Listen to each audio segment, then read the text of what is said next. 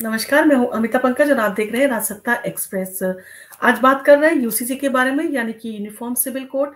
उत्तराखंड में uniform civil code का draft रखा गया था और विधानसभा में पास होने के बाद में अब ये राज्यपाल के पास भेजा जाएगा और राज्यपाल की स्वीकृति के बाद में वो सिग्नेचर कर देंगे। उसके बाद में ये कानून का रूप ले लेगा और उत्तराखंड भारत का पहला राज्य बन जाएगा जो आजादी के बाद अपने अपने राज्य में यूनिफॉर्म सिविल कोड को लागू करने जा रहा है। और यूनिफॉर्म सिविल कोड है वो यूनिफॉर्मिटी की बात करता है, यानी कि कानून सबके लिए एक समान होना चाहिए। भारत में दो तरह से कानून लागू किए जाते हैं, एक है क्रिमिनल लॉ और एक है सिविल लॉ। अगर दो व्यक्तियों के बीच में कोई डिस्प्यूट होता है या समाज के विरुद्ध कोई डिस्प्यूट होता है या दो समूहों के बीच में कोई विवाद होता है तो उसको निपटाने के लिए क्रिमिनल लॉ का सहारा लिया जाता है। और क्रिमिनल लॉ सबके ऊपर एक समान एप्लीकेबल होते हैं। अगर कोई मर्डर करता है तो हिंदू के लिए भी वही सजा है, मुस्लिम के लिए भी वही सजा है, क्रिश्चियन के लिए वही सजा है और पारसी के लिए भी वही सजा है। बल्कि जबकि जो सिविल लॉ है वो सबके ऊपर एक समान लागू नहीं होते। यहाँ पर अपने पर्सनल लॉ है, उनके अकॉर्डिंग जो मामलों का निर्धारण किया जाता है। यहाँ पर धर्म ग्रंथ जो है उनका बहुत ज्यादा इंटरफेरेंस रहता है मामलों को निपटाने के लिए।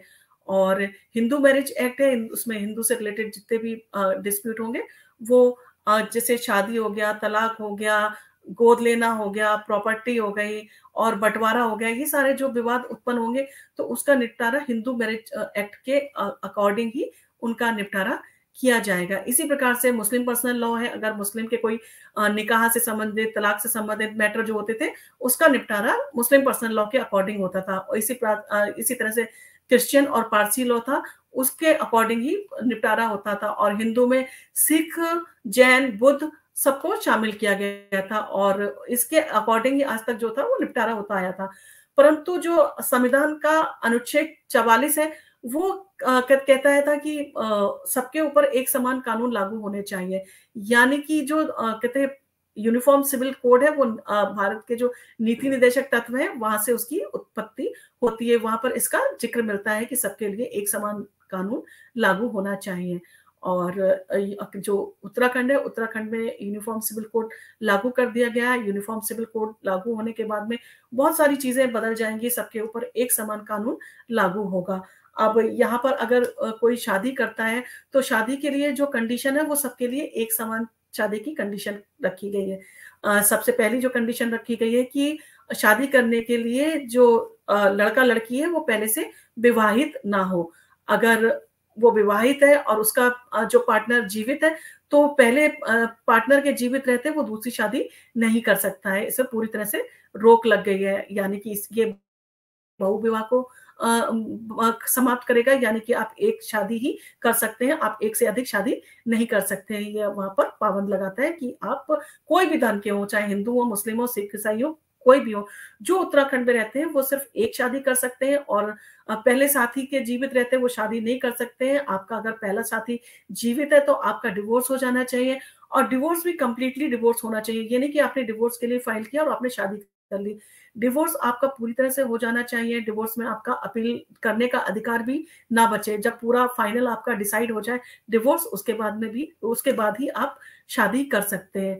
और शादी करने के बाद में शादी आप किसी भी रीति रिवाज से करिए, उसमें कोई कानून नहीं कहता है। आप हिंदू हैं तो आप हिंदू रीति रिवाज से शादी कीजिए। आपके यहाँ सप्तपदी 7 फेरे होते हैं तो उसी के अकॉर्डिंग शादी कीजिए। मुस्लिम है तो आप निकाह कीजिए, क्रिश्चियन है तो आप चर्च में जाके शादी कर सकते हैं। उसके ऊपर आपके जो रीति रिवाज है, जो आपके परंपराएं हैं, उनको वो कोई भी तरह से डिस्टर्ब नहीं करता, वो आपके वैसे ही है।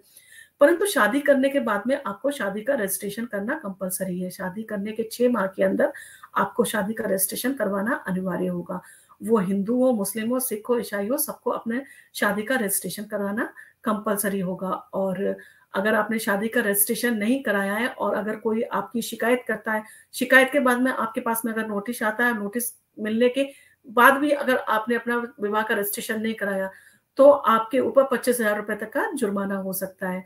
और यहाँ पर यह भी कहा है कि अगर आप ब्लड रिलेशन है तो ब्लड रिलेशन में आप शादी नहीं कर सकते हैं। चचेरी अगर कोई लड़की है, अगर कोई लड़का है तो चचेरी बहन, मौसेरी बहन, ममेरी बहन के साथ में शादी नहीं कर सकता। ना ही वो मासी या कहते बुआ के साथ में किसी भी तरह से शादी कर सकता है, चाहे वो दूर के रिलेशन में लगती हो या चाहे वो पास के हो। ब्लड रिलेशन के जितने भी वो है वहां पर यहाँ पर रजिस्ट्रेशन लगा दिया है। इसी तरह से जो कहते हैं लड़की है, वो भी अपने मौसेरे भाई, चचेरे भाई, ममेरे भाई, अपने मौसा, फूफा किसी से शादी नहीं कर सकती है। यहाँ पर पूरी तरह से पाबंदी लगा दी गई कि ब्लड रिलेशन में आप शादी नहीं करेंगे। और शादी का रजिस्ट्रेशन करना कंपल्सरी कर दिया गया है कि वो आप किसी भी उसमें शादी का आपको रजिस्ट्रेशन करना कंपल्सरी होगा कि आपको शादी की जो है वो रजिस्ट्रेशन कराना होगा। और आपका जब रजिस्ट्रेशन हो जाता है तो बहुत सारी सरकार की भी योजनाएँ होती है, उसका आप बेनिफिट ले सकते हैं। क्योंकि अगर आपने अभी मैरिज का रजिस्ट्रेशन नहीं करवाया तो आपको जो सरकारी योजना है उनका जो लाभ है वो आपको नहीं मिलेगा, उस पर पूरी तरह से रोक लगा दी गई है। इसी तरह से लिव इन रिलेशन लोग मैच्योर्ड होते थे या 21 साल के हैं या उनकी लीगल एज हो गई है तो वो फैमिली के अगेंस्ट भी जाके लिव इन रिलेशन में रहने लगते थे या गुपचुप रिलेशन में रहने लगते थे। परंतु यहाँ पर इस पर पूरी तरह से रोक लगा दी गई है। उसमें कहा गया है 21 साल से आयु जिनकी 21 साल की आयु है वही 2 लोग जो मैच्योर्ड हैं वो कहते हैं आपसी सहमति से लिव इन रिलेशनशिप में रह सकते हैं, परंतु उनको अपना लिव इन रिलेशनशिप का जिले के रजिस्ट्रार के सामने जाकर अपने जो कहते हैं लिव इन रिलेशन का उसका डिक्लेरेशन करना होगा। ये सेल्फ डिक्लेरेशन की कैटेगरी में रखा जाएगा कि उनको अपना रजिस्ट्रेशन करवाना होगा कि वो लोग लिव इन रिलेशनशिप में रह रहे हैं। अगर दोनों पार्टनर में से कोई 21 साल से कम का है तो उसको अपने पेरेंट्स की जो कंसेंट है वो लेना कंपल्सरी है कि उसकी पेरेंट्स की कंसेंट के साथ ही वो लिव इन रिलेशनशिप में रह सकता है। इसी तरह से अगर लिव इन रिलेशनशिप को समाप्त करना है तो उसका भी डिक्लेरेशन करना होगा कि हम अपने जो लिव इन रिलेशनशिप है उसमें अब नहीं रहेंगे। और इसके लिए भी अगर माइनर है तो उसको अपने पेरेंट्स की कंसर्न लेना कंपल्सरी है कि वो लिव इन रिलेशनशिप को समाप्त करना चाह रहा है। अब ऐसा नहीं है कि 2 लोग जो कहते हैं उनकी लीगल एज है और वो साथ में रह सकते हैं, छुपा के साथ में रह सकते हैं। अब उनको प्रॉपर तरीके से बताना होगा और जो रजिस्ट्रेशन होगा, रजिस्ट्रेशन की स्लिप जो दी जाएगी उसी के आधार पर वो जो अगर रेंट पे या फ्लैट या घर लेना चाहते हैं तो वो ले सकते हैं, वो उनके लिए आसानी हो जाएगी। और जो लिव इन रिलेशनशिप में रहेंगे वो अपनी पूरी जानकारी देंगे और उस पूरी जानकारी का पुलिस वेरिफिकेशन होगा। और अगर पुलिस वेरिफिकेशन में किसी भी तरह की छानबीन में कमी निकलती है, अगर कोई चीज़ झूठ पाई जाती है तो जो है 3 महीने की मतलब 3 महीने की सज़ा हो सकती है। और लिव इन रिलेशनशिप में भी वही कंडीशन है कि अगर ब्लड रिलेशन में है तो वो कहते हैं लिव इन रिलेशनशिप में उनका रजिस्ट्रेशन नहीं किया जाएगा।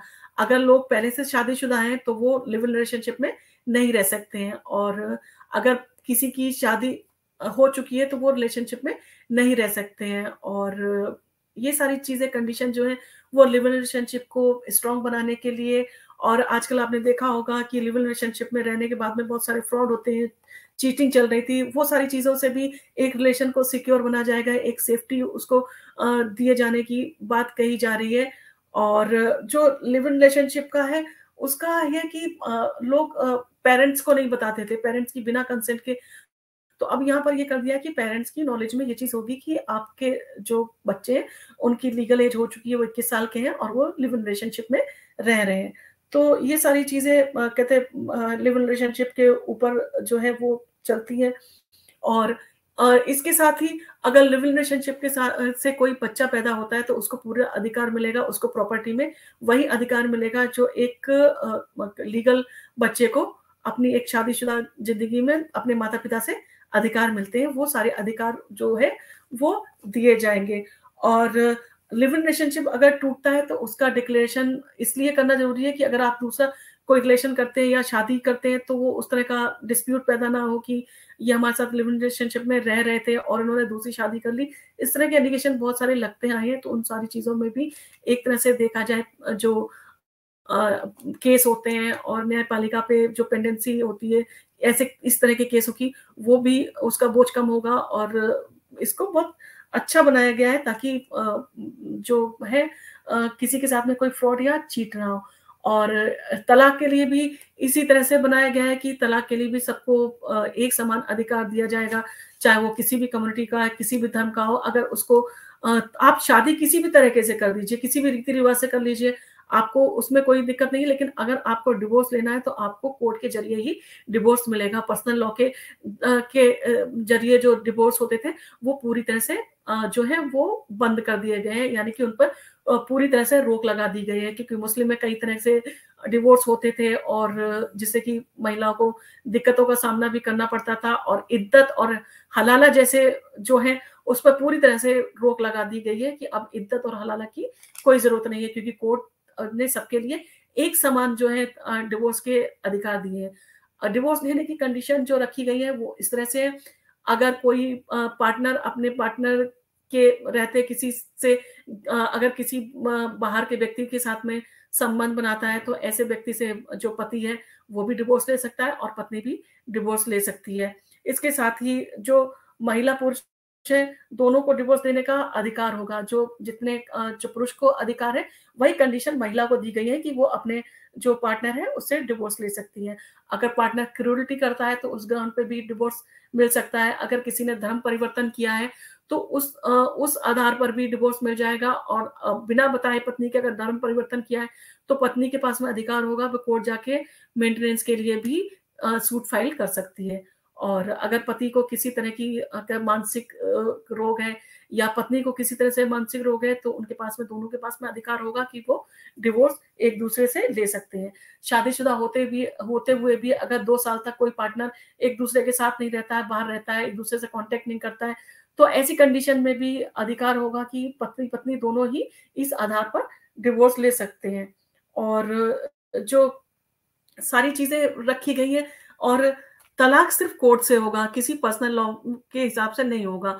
और अगर कोई इन नियमों का उल्लंघन करते हुए अगर शादी करता है, दूसरी शादी करता है, इस सारे नियमों का उल्लंघन करते हुए, तो उसके लिए 3 साल की सजा और 1 साल का वो उसके ऊपर 3 साल की सजा और 1 लाख रुपए का जुर्माना भी उसके ऊपर रखा जा सकता है। और इसी तरह से जो संपत्ति है, संपत्ति का अधिकार जो है वो स्त्री और पुरुष दोनों को एक समान रूप से दिया गया, यानी कि अगर आप शादीशुदा हैं और आपके बेटा-बेटी हैं, तो दोनों का आपकी प्रॉपर्टी में राइट होगा। अगर आपने कोई बच्चा गोद लिया है या सरोगेसी से आपके कोई बच्चा हुआ है, तो उसका भी प्रॉपर्टी में पूरा अधिकार होगा। इसी तरह से अगर लिव इन रिलेशनशिप या बाहर के किसी रिलेशन से अगर आपके कोई बच्चा पैदा होता है, तो उसका भी प्रॉपर्टी में पूरा अधिकार होगा।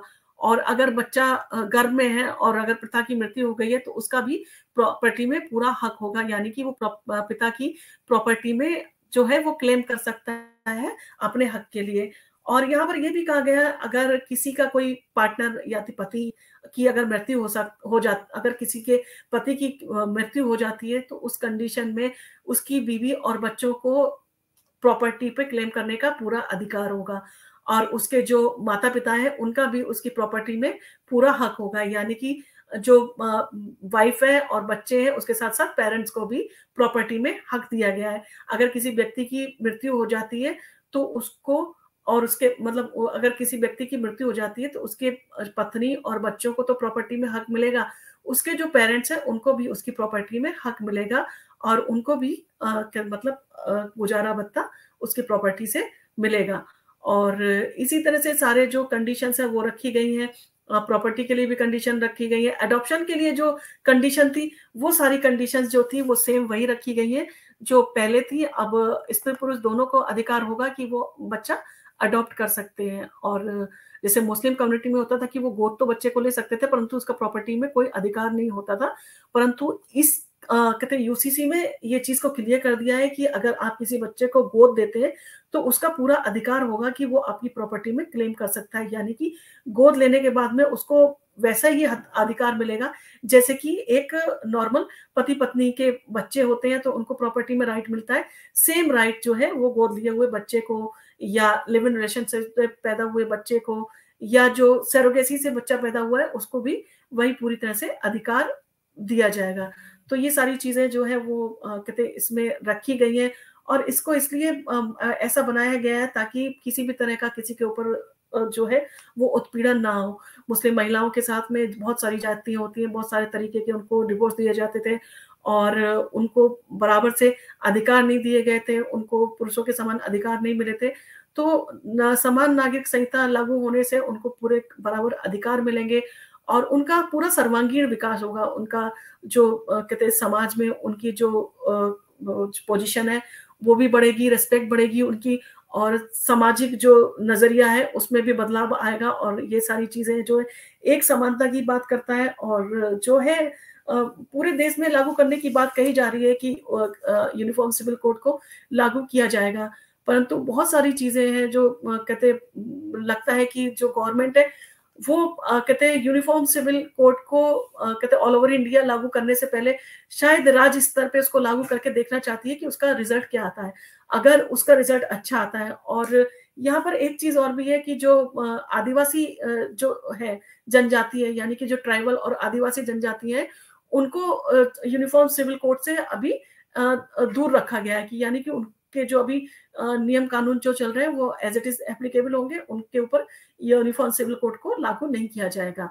और बहुत सारी चीज़ें हैं, इससे फ़ायदा मिलेगा। यूसीसी अगर लागू होती है तो संवेदनशील वर्ग है उनको संरक्षण मिलेगा, जो माइनॉरिटी है उनको संरक्षण मिलेगा, जो फीमेल है, जो महिलाएँ हैं उनको संरक्षण मिलेगा, उनकी स्थिति स्ट्रॉन्ग होगी और वो अपनी लाइफ़ में इंडिपेंडेंट बनेंगी, आगे आएँगी, और उनका जो एक तरह से देखा जाए शोषण होता था, वो शोषण नहीं होगा, और उनके पास में आज़ादी मिलेगी कि वो अपनी ज़िंदगी को अच्छे ढंग से, अच्छे तरीके से जी पाएँ। और कानूनों का सरलीकरण होगा। अगर यूनिफ़ॉर्म सिविल कोड सबके ऊपर एक समान कानून लागू होते हैं, तो उससे कानून की जो जटिलता होती है, वो जो होती है, उसमें कहते हैं प्रॉब्लम नहीं होती। कई बार ऐसे केस जो अदालतों के सामने आ जाते हैं, जिसमें एक तो जो कानून बनाए गए हैं पर्सनल लॉ वो तो चल ही रहे हैं, जनजाति के या ट्राइबल कानून है वो भी उनके पैरेलल चल रहे होते हैं।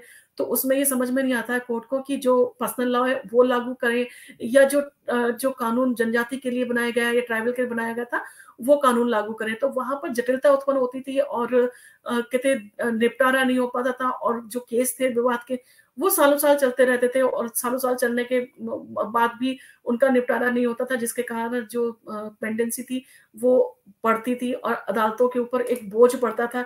जब जटिलताएँ उत्पन्न होती थी तो केसों का निपटारा करना मुश्किल होता था, और न्यायपालिका के ऊपर जो अनगिनत केस होते थे, उनसे भी उसको निपटारा मिलेगा। जब सरल कानून होगा तो दोनों के लिए जब एक बराबर कानून होगा, एक जैसा कानून होगा, और अदालतों को भी पता होगा कि उसको कौन-सा वाला कानून अडॉप्ट करना है, किसके हिसाब से उसको उनके जो डिस्प्यूट है उसका निर्धारण करना है। तो कानून जो न्यायपालिका है उसके लिए भी ये बहुत ईज़ी हो जाएगा चीज़ों का निपटारा करना। और जो ऑल ओवर इंडिया है वहाँ पर, यानी कि पूरे भारत में जो यूसीसी है उसको लागू करने में क्या जटिलता आ रही है, तो उसके बारे में अगर कहें तो जो संवैधानिक प्रावधानों में कहते विरोधाभासी है। देखा जाए तो जो अनुच्छेद 25 और 26 है, वो धर्म के जो वो है धर्म धार्मिक स्वतंत्रता की बात करता है, कि आपको धर्म ने स्वतंत्रता दी है कि आप अपने धर्म के अनुसार अपने जो पर्सनल लॉ है उनके अकॉर्डिंग ही आप अपनी जो है शादी और तलाक और ये सारे मुद्दों को निपटारा करेंगे। तो ये सारी चीज़ें जब ऑलरेडी के संविधान ने ये अनुच्छेद 25-26 में ये अधिकार दिया है, तो अब जो यूनिफ़ॉर्म सिविल कोड लागू होगा तो वो इसका उल्लंघन है, यानी कि वो कॉन्स्टिट्यूशन का उल्लंघन कहते हैं माना जाएगा एक तरह से। या तो संविधान में चेंजेस किए जाए, यानी कि जो अमेंडमेंट हो संविधान में, अमेंडमेंट के बाद में उसको लागू किया जाए, तब ये फ्रूटफुल हो सकता है और एक अच्छा हो सकता है।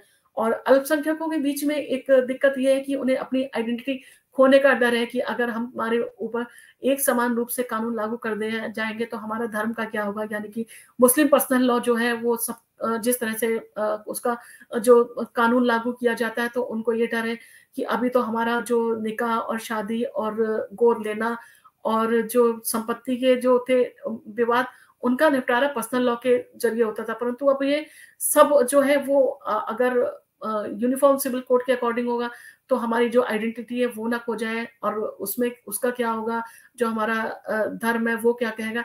तो ये सारी चीज़ें हैं, और अगर आपने देखा होगा कि बहुत सारी कुरीति हैं, बहुत सारे जो जटिल कानून थे पहले जो चलते आए थे, उनको टाइम के साथ में उनका बदलना, उनके अंदर जो बदलाव लाना बहुत ज़रूरी था। ज़रूरी इसलिए भी था कि जैसे आपको याद होगा सती प्रथा थी, और बहु विवाह थी, और बहुत सारी चीज़ें थी, कहते हैं बाल विवाह था। तो ये सारी कुरीतियाँ थी जो हिंदुओं में थी, तो वो हिंदू मैरिज एक्ट आने के बाद में उन सारी चीज़ों को दूर किया गया, और उन सारी चीज़ों को दूर किए जाने के तरह से ये सारी चीज़ों का हुआ कि कहते हैं अब जो हिंदू मैरिज एक्ट है उसमें बहुत हद तक चीज़ों को ठीक किया जा चुका है, महिलाओं को हक है, और जिस तरह से क्योंकि मेन चीज़ ये है कि आपका अगर शादी हुई है तो शादी का रजिस्ट्रेशन होना चाहिए। अगर डिवोर्स हुआ है तो मेंटेनेंस का अधिकार होना चाहिए। पहले ये था कि कुछ कम्युनिटी में मेंटेनेंस नहीं दिया जाता था, परंतु ये है कि अगर हमने शादी की है और इतना लंबा टाइम एक-दूसरे के साथ में जिया रहा है, तो अगर आपका डिवोर्स होता है तो आपको मेंटेनेंस मिलना चाहिए। इसी तरह से लिव इन रिलेशनशिप अगर टूटते हैं तो उसमें जो महिला है उसको अधिकार है कि वो कोर्ट जाके मेंटेनेंस के लिए क्लेम कर सकती है, उसको मेंटेनेंस लेने का भी अधिकार है। इसी तरह से अगर डोमेस्टिक वायलेंस होती है तो उसको जो लिव इन रिलेशनशिप में पार्टनर है उसको भी पूरा अधिकार होगा कि वो जाके डोमेस्टिक वायलेंस के खिलाफ, जिस तरह से शादीशुदा लोग कंप्लेन करते हैं उस तरह से कंप्लेन करके और अपने जो जो उसके साथ में हो रहा है वायलेंस उसका निपटारा हो। एक तरह से देखा जाए ये सारे कानूनों का सरलीकरण इसलिए बनाया गया है ताकि समाज में जो भिन्नताएं हैं, समाज में जो कुरीतियां हैं, उन सबको दूर किया जाए और सबके लिए एक समान कानून होंगे तो कोर्ट के सामने जटिलता नहीं होगी। उसका इजी उसका जो सूट है वो निपटारा उसका होगा। और यूनिफॉर्म सिविल कोड जो है वो एक तरह से लोगों में समानता लाने का काम करेगा।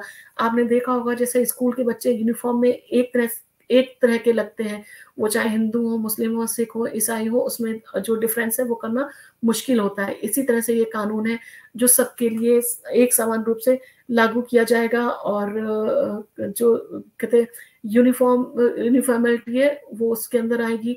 और हम तो चाहते हैं कि इंडिया में यूनिफॉर्म सिविल कोड लागू हो और उस वो एक सफल प्रयोग रहे, जो राज्य का है उत्तराखंड का जो प्रयोग है वो सफल रहे और वो बाकी राज्यों के लिए भी एक नज़ीर का काम करे।